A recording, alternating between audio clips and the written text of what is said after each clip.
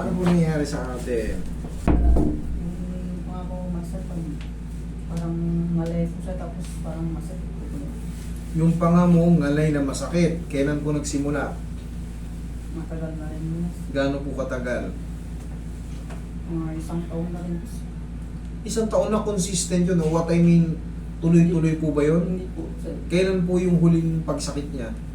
Pero nararamdaman ko na to dati, isang taon na nakalipas. Tapos bumalik na naman ngayon. Kailan yung huling sumpong? 1 linggo? 2 linggo? 3 linggo? Mga isang linggo. 1 linggo. Anong ginawa mo bago sumakit? Kumain ka ba ng matigas? Hindi, nabiro ka na nasampal o nakipagsuntukan ka? Paano nangyari? Humikab ka ba? Natulog ka lang, pag-gising mo, masakit na.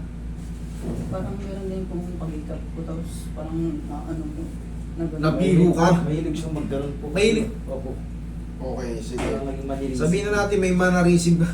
Gumaganong ka. Medyo, kung eto, magkasama kayo, di ba? Tingnan mo, tingin ka sa kanya lang ng diretso. Tingnan mo yung jaw niya, lihis. Opo, opo. O, di ba? Napapansin. Napapansin na natin. Medyo, paano ba? Hindi proportion yung panga niya eh. Kaya siguro, yung tension dito, makirot daw, ay, ngalay daw na masakit eh.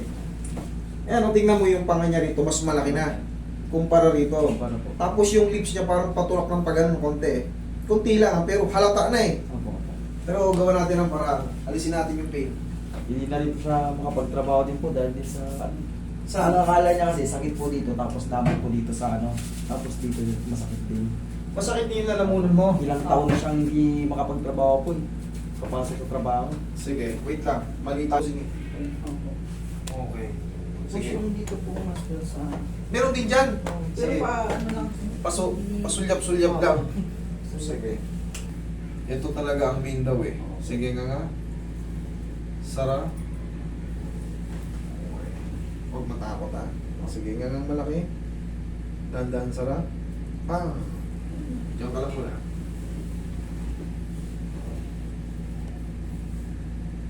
Ay, master. Ha? Dali mo master. Nadali.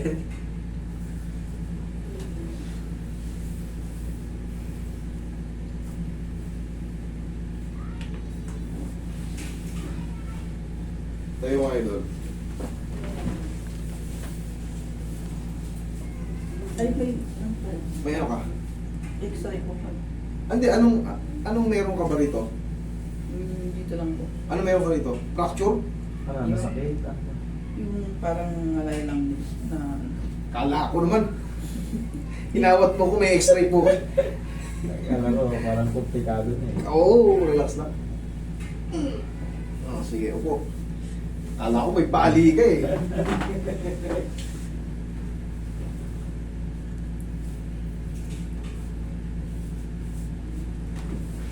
Ganito kaya ang gagawin natin. Paghihikab tayo day by day, pagkaantukin tayo or nganganga tayo or hihikab, ganito. Ganyan mo ko. Ganyan laki. Kaya mo sige, kaya mo lumagutok. Sara. Okay, thank you. Isa pa. Sara. Okay. Wala na. Ay, ayos, thank you Lord. Oh, normal naman ngayon. Tingnan mo kung may irritation pa. Huwag na natin kontrolin. Oh, normal. Sara. Oh, may pain? Wala na. Thank you Lord. Okay? Ngayon, baka makalimutan mo. Minsan kasi, nakikipagdaldalan tayo. Bigla tayo, oy!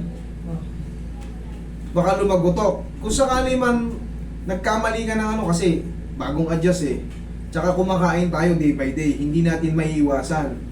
Minsan nakakain tayo ng medyo malutong, baka gumalaw.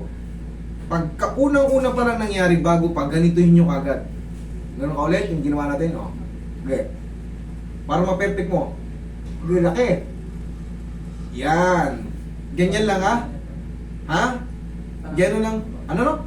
Parang nangangalay pa siya Pag- Pag ibubuka mo. Kaya nga, pero yan ang magkukontrol niyan. Tandaan mo, yung condyle natin, nakabaon yan sa mandible. Paghihikap tayo, kasi pagka hinayaan mo yan na hindi ka nakaganon, mag-i-extend out yan. Maghahatakan na naman yung pterygoid muscle mo. Yun na naman yung magkikreate ng awit, kirot, pati ulo, pati dito. Damay-damay lahat yan kasi yung cranial nerve, maraming matatamaan pag nagkakaroon ng penetration dito. Pero ngayon, sige, normal, wag kang ganun ah. Sara. Ayos na. Ay, Ayos na. Okay, bossing, dito naman sa sa balakang.